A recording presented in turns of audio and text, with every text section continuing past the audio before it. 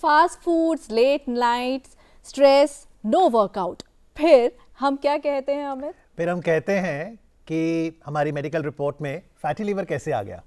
सच तो ये है कि लिवर बोलता कुछ नहीं है, लेकिन वो याद सब कुछ रखता है, हमारा प्यार, हमारी बेवफाई, दोनों। जी, तो आज हेलो डॉक्टर सेगमेंट में हम फोकस कर रहे हैं फैटी लिवर पर, और इस विषय पर जानकारी के लिए स्वागत कीजिए वैद्य रत्नम डॉक्टर राकेश अग्रवाल का। नमस्कार। Happy and healthy good morning, wish you all the best. Thank you very much. आप चेयरमैन हैं आरोग्य धाम ट्रीटमेंट सेंटर के। और स्वागत कीजिए डॉक्टर अशोक चौधरी का। नमस्कार, आपका स्वागत है। आप एडिशनल प्रोफेसर ILBS से। तो डॉक्टर राकेश, आपसे शुरू करेंगे। अगर खुदा ना खास्ता मेडिकल रिपोर्ट में किसी व्यक्ति का फैटी लिवर आता है, इसके क्या परिणाम हो सकते हैं? देखिए, पहले तो फैटी लीवर हमको ये जानना चाहिए कि what liver is. Liver body का पावर हाउस है, और अगर फैटी लीवर होता है तो क्यों होता है? लीवर का जो एवरेज वेट है वो 1200 ग्राम से 1500 ग्राम है अडल्ट में। अगर 5 से 10% उसका वेट बढ़ता है लीवर का इन टोटो, तो that is called fatty liver. और अगर वेट बढ़ता है तो लीवर की जो फंक्शनिंग है वो हैम्पर होती है। तो उसकी वजह से जो हमारी बॉडी के जो इन टोटल फंक्शंस हैं वो इम्पेयर्ड होते हैं। यानी 1200 से 1500 ग्राम टोटल वेट है 1.5 किलो का। अगर 1.5 किलो से ज्यादा हो जाए तो वो फैटी लिवर हो गया, और उससे हमारी बॉडी की फंक्शनिंग पे असर पड़ेगा। जी, अगर भारत के सिनेरियो में हम देखें तो ये जो समस्या है फैटी लीवर की, कितनी ज़्यादा कॉमन है और कितनी ज़्यादा सीरियस हो सकती है? सही पूछा। सबसे इम्पोर्टेंट होता है कि जो फैटी लिवर बता रहे ये कोई बीमारी नहीं है। जैसे हम पानी गर्म करते हैं तो हर रिफ्लेक्शन होता है। जैसे अभी वैद्य साहब ने बोला, आप लोगों ने पहले स्टार्ट किया था, हमारा लाइफस्टाइल, डाइट एंड बिहेवियर जो प्रॉब्लम है तभी फैटी लिवर होता है। तो आज की बीमारी में lifestyle disease equivalent to fatty liver. तो जितना स्टडी पाया गया, खाली प्योर फैटी लिवर देखते तो हर तीसरे में, मतलब हम लोग यहाँ पे है तो 1/3 of population is getting affected. और ये भी प्लान हो रही, जो चल रहा है, हम बोलते हैं पब्लिक हेल्थ एनालिसिस, वो बता रही है 20-50-50%, मतलब हम दूसरे में एक को यही प्रॉब्लम फैटी लिवर आ जाएंगे। एंड अभी हमने जो मैं ILBS हमने एक वॉक फॉर हेल्दी लाइफ के लिए कह रहा था स्टडी, उसमें आपकी कोई भी प्रॉब्लम जो आगे जाके फैटी लिवर कर सकता है, मोटापा, cholesterol, alcohol, diabetes, blood pressure, सबको बोला, हम बोलते हैं मेटाबॉलिक सिंड्रोम, वो हर 2/3% को, मतलब तीनों में 2 बीमार हैं। अब 3 से 2 बीमारी सरोगेट ऑफ फैटी लिवर से, और उससे 1/3 को फैटी लिवर प्रॉब्लम स्टार्ट हो रखा है। तो आप मान के चले 140 करोड़ में 1/3 पॉपुलेशन, तो आप अंदाजा लगा सकते हैं कितने बड़ी प्रॉब्लम है। काफी बड़ी चुनौती है हमारे पास। जैसे डॉक्टर साहब ने कहा कि हर 3 में 1 को फैटी लिवर है, और यदि हमने अपनी जीवन शैली ना सुधारी तो 2050 आते आते हर 2 में 1 को होगा। ऐसा ना हो तो यदि आप सजग हों, आप सवाल भी जरूर पूछिए। हमारा फोन नंबर नोट कीजिए, 011 दिल्ली का STD कोड, और स्टूडियोज का नंबर है 23097532। 011 is our code and number is 23097532। तो डॉक्टर राकेश अग्रवाल, जैसा आपने कहा कि 1.5 किलो तक का वेट लीवर का रहता है। अब अगर ये वेट बढ़ता है इसमें, तो जो एक्स्ट्रा ग्राम आ रहे हैं, ये चिकनाई है, ये मैं क्या खा रहा हूँ कि जिससे चिकनाई बढ़ रही है? सबसे पहले तो हमको जो हमारी मॉडर्न साइंस है, जिसे हम मॉडर्न नॉलेज कहते हैं, और हमारी एंशिएंट साइंस, हमारी एंशिएंट विजडम, जिसको हम आयुर्वेदा कहते हैं, इसका कोर इंटीग्रेशन मस्ट है। नॉलेज और विजडम अगर कंबाइन हो जाए तो we can change our everything, dietary habits, lifestyle habits. जैसा कि आप सब लोग जानते हैं कि यौगिक साइंस या आयुर्वेदिक साइंस का सबका एम एंड ऑब्जेक्ट है। आयुर्वेदिक साइंस जो है हमको डाइटरी और लाइफस्टाइल हैबिट्स के प्रति बहुत जागरूक करती है। अगर हम एक्स्ट्रा फैट इंटेक कर रहे हैं किसी भी रूप में, या फिर हमारी सेडेंट्री हैबिट है, या हम डायबिटिक हैं, या हाइपरटेंसिव है, तो किसी न किसी फॉर्म में हमारा लीवर जो है वो इफ़ेक्ट होता है। फॉर एग्जांपल, एक आदमी अल्कोहल ज़्यादा लेता है, आप रूटीन में देखिए, लोग कहते हैं कि मैं इतनी अल्कोहल ले सकता हूँ, इतनी, but they do not know कि लीवर की एफिशिएंसी कितनी है, कितना वो उसको डिटॉक्सिफाई कर सकता है। लेकिन यहाँ पे एक सवाल मैं जरूर जरूर पूछूंगा, क्योंकि फैटी लिवर से पहले एक बड़ा इंपॉर्टेंट प्रीफिक्स भी लगने लगा है doctor Ashok, non alcoholic fatty liver. तो जैसे बताया अभी जमाना चेंज हुआ है लिवर प्रॉब्लम के लिए। पहले हमारा लिवर के प्रॉब्लम होता माल न्यूट्रिशन के वजह से, देन हुआ हेपेटाइटिस बी के वजह से, देन ये आया अल्कोहल के वजह से। जैसे भी बताया लोगों को पता चला कि कितनी अल्कोहल लेनी है, कितना प्रॉब्लम होना है। तो अभी नॉन अल्कोहलिक लिवर डिजीज जो बोलते हैं NAFLD, तो फैटी लिवर प्रॉब्लम अभी मैक्सिमम होने लगा है बिना अल्कोहल से, जिसको हम बोलते हैं कि मेटाबॉलिक सिंड्रोम इक्विवेलेंट्स। फिर उसमें थोड़ा सा ग्रुप आगे जिसमें कि थोड़ा सा अल्कोहल, क्योंकि अल्कोहल तो बंद नहीं होता है, दैट मीन्स कि metabolic problems, health related issues है, शुगर कोलेस्ट्रॉल जो मेजर जंग होती है। फिर हम खाते पीते घर के बच्चे, थोड़ा सा देखने भी मोटा सा हेल्दी लगना चाहिए। फिर थोड़ा सा पार्टी एंड स्टेटस के लिए हमने थोड़ा सा कर लेते हैं, नॉट डिजीज। तो वो कॉम्पोनेंट सबसे ज्यादा है, उसको हम बोलते हैं मेट एलडी। तो NAFLD, मेट एलडी, ये फैटी लिवर की सबसे बड़ा सिम्टम। जी, दिल्ली से एक कॉलर हमारे साथ जुड़े हैं। नमस्कार शिवाश जी, कैसे हैं आप? डॉक्टर साहब ऐसा है कि ये मैं जब भी सोता हूँ, ज़्यादा टाइम नहीं लूँगा, तो मैं लेटते ही मेरे को नींद आ जाती है, चाहे मैं कभी भी सोऊं, दिन में भी सोऊंगा। इसका मुझे बताइए, कोई बीमारी तो नहीं? आपकी उम्र कितनी है? 65। नींद बहुत आती है, जैसे ही बैठते नींद ही आ जाती है जब भी सोने जाए। सुभाष जी, आप ना जो मॉडर्न इन्वेस्टिगेशन में LFT कराइएगा और अल्ट्रासाउंड कराइएगा, लिवर फंक्शन टेस्ट कराइएगा। उसमें SGPT मेन होता है, और उसके साथ कोलेस्ट्रॉल, ट्राइग्लिसराइड्स, मतलब उसको मद्देनजर रखना बहुत ज़रूरी है। पर अगर ज़्यादा नींद आए, ज़रूरत से ज़्यादा नींद आए, ये भी लिवर की ओर संकेत करता है? बिल्कुल करता है, क्योंकि जो एक्सेसिव स्लीप, फैटिगनेस और आपका वीकनेस, ये इसके सिम्टोमेटिक मतलब कार्डिनल सिम्टम्स हैं जिससे हम डायग्नोस करते हैं। उसमें थोड़ा सा ऐड करूंगा कि इसको हम बोलते हैं मेडिकली नार्कोलेप्सी। जैसे होता है ना, बैठे बैठे टीवी देखते हैं, न्यूज़ पढ़ते सो जाते हैं, तो इनको पहले देखना है कि आपका वजन कितना है। मोटापा जब भी होता है, वो एक होता है ऑब्स्ट्रक्टिव स्लीप एपनिया, मतलब बंदा रात को सोते खराटे मारते, ये मैक्सिमम लोग को होता है। तो जब भी हम खराटे मारते, स्नोरिंग से होती है, तो रात को नींद पूरी नहीं होती है, फ्रैगमेंटेड स्लीप्स होता है। तो इसी के लिए बैठे बैठे होते हैं। तो जब भी आप बैठे बैठे सो जाते बता रहे हैं, सपोज आप मोटापा नहीं है, आपका शुगर, कोलेस्ट्रॉल, हार्ट की कोई प्रॉब्लम नहीं है, तो आप बिल्कुल हंस खुश मिजाज के बंदे हो कि लोग तरस रहे नींद के लिए, तो आप नींद आ रहे तो बहुत खुश हो। बट आप मोटापा है, आपकी शुगर, BP, कोलेस्ट्रॉल कोई प्रॉब्लम है, तो ये वार्निंग सिग्नल होती है। इसको बोलते हैं ऑब्स्ट्रक्टिव स्लीप एपनिया, जो हमारा सडन कार्डियक डेथ के लिए रिस्क फैक्टर्स होता है। तो शिवाजी जी, आप लग रहे यंग हो, पर भी फिर भी अपना हाइट एंड वेट को देख लेना। मोटापा है तो उसको जल्दी कम करिए, आपकी नींद की समस्या खत्म होगी। जी, इंजन में तेल डाला जाता है तो इंजन ठीक से काम करता है। तो लिवर जो है हमारी बॉडी में इंजन की तरह ही है, तो उसमें तेल डलेगा तो क्या वो ठीक से काम नहीं कर पाएगा? वो फैटी लीवर क्यों बन जाता है? देखिए, फैटी लीवर इसलिए बनता है, जो हम डाइट इनटेक करते हैं उतना हम उसको वर्कआउट नहीं करते, या ये कहिए कि आज के मॉडर्न ईरा में हम उन प्रोसेस्ड फूड्स की तरफ जा रहे हैं जिसके लिए हमें अवेकनिंग नहीं है कि इसको लीवर मेटाबोलाइज कर सकता है। अब फॉर एग्जांपल आप इंडियन किचन देखिए, जो पहले हुआ करती थी, हर घर में कांजी और सिरका होता था जी। आज वो कांजी सिरका गायब है, उसकी जगह ये मॉडर्न सॉसेज आ गई हैं, राइट। हमारे यहाँ सलाद में नींबू वगैरह, नींबू का आयुर्वेद में बहुत बड़ा मतलब रोल है जी। हल्दी ले लीजिए, और जैसे कॉफ़ी है, कॉफ़ी को तो हमने प्रोपेगेट किया, परंतु हमने दालचीनी को प्रोपेगेट नहीं किया। सिसमिन, हमारे यहाँ दालचीनी की चाय का आयुर्वेद में मेंशनिंग है, ये फैट को मेटाबोलाइज करता है। अगर ये रूटीन में सब चीज़ें हैं तो liver can never be fatty. जी, तो अगर फैटी लिवर आया तो मैं एलोपैथी में आऊंगा, तो क्या मुझे दवा लेनी पड़ेगी? देखिए, आपने सही क्वेश्चन से सबसे मुद्दे वाला बात में अभी आया कि फैटी लिवर मैंने पहले से बोला था बीमारी नहीं है, इट इज ए लाइफस्टाइल के डिजीज प्रोसेस है। तो जैसे बद्रत ने से बताया कि इट इज ए इंटीग्रेटेड और होलिस्टिक मैनेजमेंट। हमारा डाइट, जो हम बोलते हैं आहार, हमारा आचार, जो हमारा लाइफस्टाइल्स और हमारा व्यवहार, ये तीनों ठीक होती है तो 60% ऑफ ट्रीटमेंट उसमें खत्म होती है। क्यों मैं बताऊं, जितना आप वर्ल्ड की गाइडलाइंस पढ़ेंगे फैटी लिवर के ऊपर, सारे गाइडलाइंस का treatment is lifestyle, diet and physical activity. पहला स्टेप आयुर्वेद ही है। हाँ, मान के चलो, क्योंकि हमारा आयुर्वेद का सबसे इंपॉर्टेंट था कि प्रिवेंशन, जो सबसे ज्यादा डिजीज होने के लिए।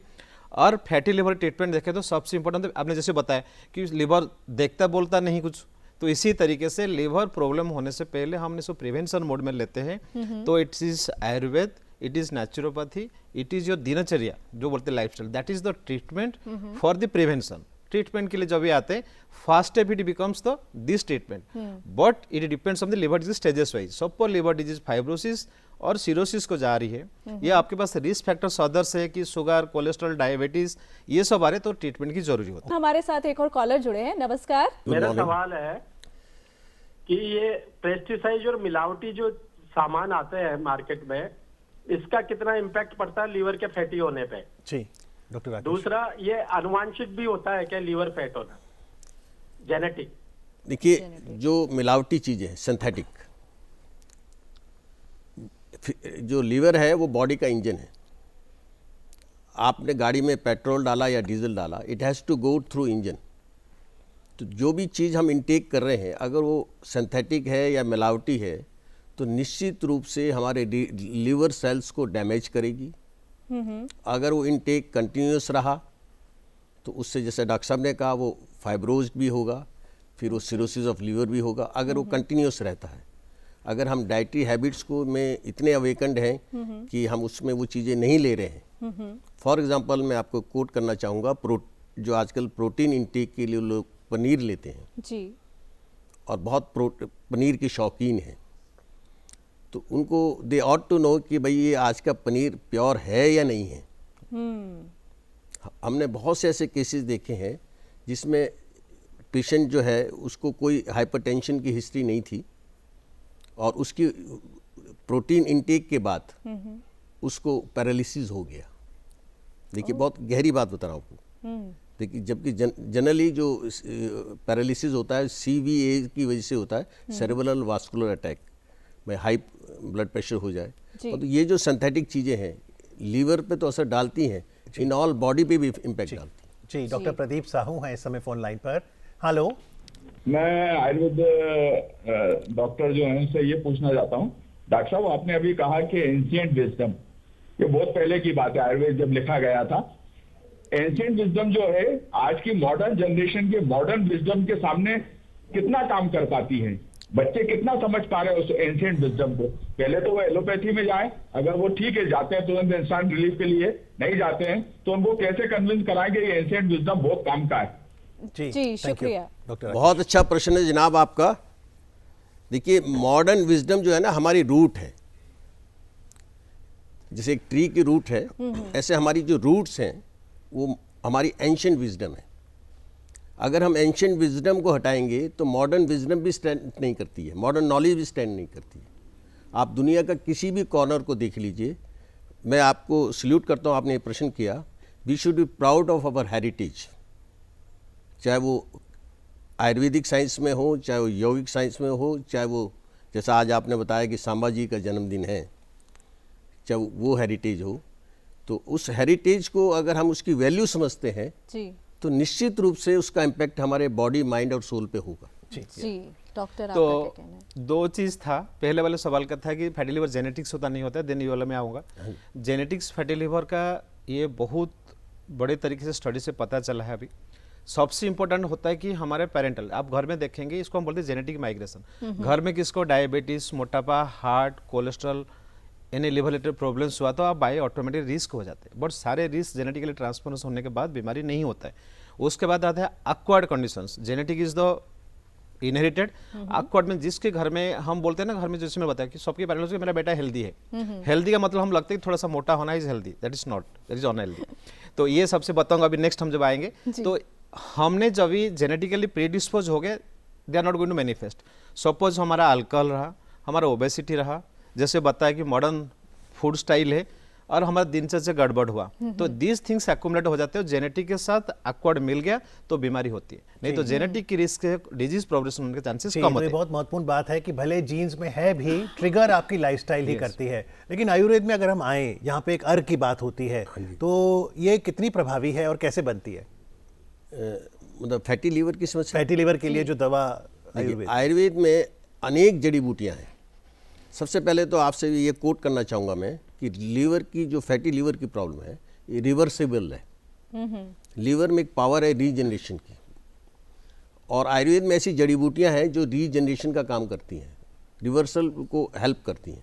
फॉर एग्जांपल पुनर्नवा, बेसुला डिफ्यूजा, भूई आंवला, फेलेंथस नेरूरी, कासनी, कालमेघ, चिरायता, अनेक जड़ी बूटियां से का अगर सेवन अर्क फॉर्म में किया जाए, अर्क जी, तो ये जैसा इंट्रावेनस इंजेक्शन होता है जो फास्ट एक्शन करता है, इसी तरह से अर्क जो है इजीली डाइजेस्ट होता है इंटेस्टाइन से और इजीली लीवर से मेटाबोलाइज होता है।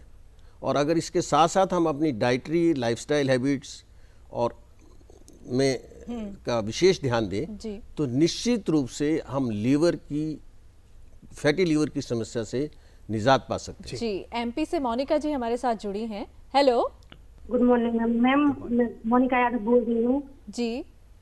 मैम, शाम के टाइम मुझे गैस बनती है पेट में खाना खाने के बाद, तो फिर फैटी लीवर की वजह से या कुछ और। आपकी उम्र कितनी है मोनिका जी? उम्र 30।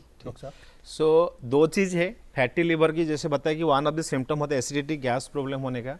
लग रहा है 30 इयर्स में एसिडिटी होने का सबसे ज़्यादा प्रॉब्लम फैटी नहीं होगा। अब रात को कितना बजे सोते हैं, और आजकल नया बीमारी हुआ है मोबाइल चलाना का। रात को आप 10 बजे 11 बजे सो के 5 बजे उठते हैं, आपके दिनचर्या के साथ जो बोलते हैं हमारा लाइफस्टाइल होते हैं, ब्रह्म मुहूर्त में उठते हैं, तो एसिडिटी की बीमारी वहीं पे 60% खत्म होती है। तो आप वो देखना है पहले। सेकेंड, हमारा खान पान में जो खाना हमारा एसिडिटी बनाती है, जैसे ज़्यादा तेल मसाला, ज़्यादा ये तीखा वाला होते हैं, खट्टा अचार वाले चीज़ होते हैं, एक्सट्रीम टेम्परेचर, ज़्यादा गर्म ज़्यादा ठंडा वाला चीज़ खाते हैं, तो ये होता है। तीसरी जो आजकल फ्री में मिलता है वो हमारा है स्ट्रेस। वो आप स्ट्रेस कितना लेते हैं वो चीज़ है। तो एसिडिटी की बीमारी फैटी लिवर से होता है। बट फैटी लिवर जैसे मैंने बार बार बता रहा हूँ कि it is a syndrome manifestation of some internal problem, या गड़बड़ कोई बॉडी में होता है, सिग्नल आते हैं फैटी लिवर से, वो एक है। बट आपके एसिडिटी प्रॉब्लम के लिए पहले आप देखिए कि आप रोज एक्सरसाइज करते नहीं करते हैं, आपका खान पान जो बोलते हैं 2 घंटे से ज़्यादा गैप नहीं होना है, स्मॉल फ्रीक्वेंट डिवाइडेड मील्स, पेट को खाली नहीं छोड़ना, पेट को भरना नहीं है, ये चीज़ है। फिर तीसरी वाली चीज़ आपको जो बताया कि रात को सोने का थोड़ा सा टाइम चेंज करिए, स्क्रीन टाइम कम होगा, एक्सरसाइजेस कितना हो रही, यही चीज होती है। उसके बाद दवाई आती है। एक और कॉलर हमारे साथ जुड़े हैं, फिर आपसे सवाल लेते हैं। हेलो जी, मैं जब भी खाना खाता हूँ तो मुझे उल्टी जैसा लगता है हमेशा जी, और मैंने एलएफटी टेस्ट किया तो उसमें AST 155 बताया और ALT 158.9 बताया। तो मैं सोचा सर आप लोग से पूछ लो क्या कोई तकलीफ तो नहीं मुझे। और आपकी उम्र कितनी है? मेरी ऐसे 68 डॉक्टर साहब। इसमें आपका कुछ पैरामीटर्स बढ़े हुए हैं, तो आपको थोड़ा फैट इंटेक और अपना कोलेस्ट्रॉल और ट्राइग्लिसराइड्स इनको मैनेज करना होगा, और फिजिकल थोड़ा अपना वर्कआउट। डॉक्टर साहब, 3 चीजें बड़ी इंपॉर्टेंट हम सुनते हैं कि एक तो विटामिन डी, सर्दियों में तो धूप की अहमियत और बढ़ जाती है, फिर एक विटामिन B12 और एक ओमेगा 3। इसे लेने का सही तरीका क्या है, कब लें, किसके साथ लें? देखिए, ओमेगा 3 के लिए तो सबसे बढ़िया चीज़ है हमारी, बाय द वे मुझे बता देना चाहिए कि आरोग्य धाम हेल्थ मैगजीन आती है, which is read by millions of people in India and abroad too. तो उसमें हमने मेंशन किया था सबसे पहले अलसी के बारे में, फ्लैक्स सीड। जिस समय हमने मेंशन किया था 25 इयर्स बैक, तो लोगों ने कहा था कि अलसी में इतने गुण नहीं हैं, और हमारा उसका बेसिस था कि माताएं बहनें घर में लड्डू बनाती थी अलसी के। अलसी में सबसे ज़्यादा ओमेगा 3 फैटी एसिड्स, क्रोमियम है, और आज वर्ल्ड का कोई ऐसा कंट्री नहीं जहां flax seeds are not being used. रही विटामिन डी की, विटामिन डी का नेचुरल सोर्स है सनलाइट, और यहाँ ये बात भी कोट करना बहुत इंपॉर्टेंट है कि विटामिन डी जो हम ब्लड जो ऑक्सीजन इनटेक करते हैं लंग्स में, उसको जो बॉडी में कैरी फॉरवर्ड करता है, ट्रांसपोर्ट करता है, वो विटामिन डी करता है। अगर विटामिन डी कम होगा तो हमारे हार्ट में पाल्पिटेशन भी होगा, और कई बार पेशेंट ये व्यक्ति विशेष मिस गिविंग उसमें हो जाती है कि मुझे हार्ट की प्रॉब्लम है, but it is due to less vitamin D.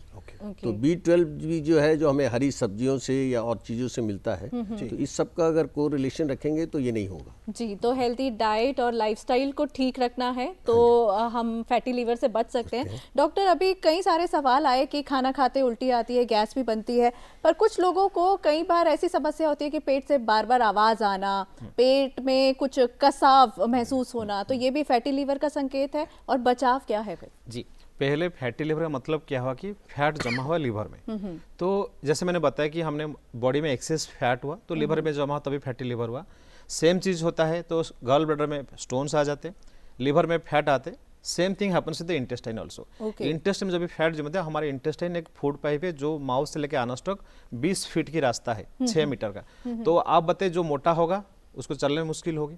Same thing जो खाना खाए, इंटेस्टाइन मूवमेंट नहीं करे, तो हमारा अपर फूड पार्ट जो है यहाँ पे खाना जमा रहा, तभी ढकार हुए, तभी इसको जो बोलता है रिफ्लक्स बोला, आपने जो बताया था कि वोमिटिंग लगता है, दैट इज रिफ्लक्स हुआ, जो पास हो गया वो ठीक से नहीं निकलते, तो कॉन्स्टिपेशन होता है। जो खाना वहाँ पे जमा होकर रहे तो हमारा फूड का फेर्मेंटेशन होता है, डाइजेशन की गैस निकलते हैं, तो पेट के ब्लोटेड फील जो बोलते हैं, हवा होती है, हवा जब भी पास होती है तभी आवाज आती है। तो basically it is because of the access fat, indigestion of the food और माल डाइजेशन, गैस प्रोडक्शन होता है, तभी सारे प्रॉब्लम्स होते हैं। जी, तो चलिए आशा करते हैं कि हम इस बात को समझेंगे कि लिवर जो कि राइट साइड पे होता है, ये इंजन है, पावर हाउस है एनर्जी का, इसकी देखभाल पे हम ध्यान देंगे। आज कार्यक्रम में आके चर्चा करने के लिए डॉक्टर अशोक चौधरी आपका, डॉक्टर राकेश अग्रवाल आपका बहुत बहुत धन्यवाद। Thank you very much.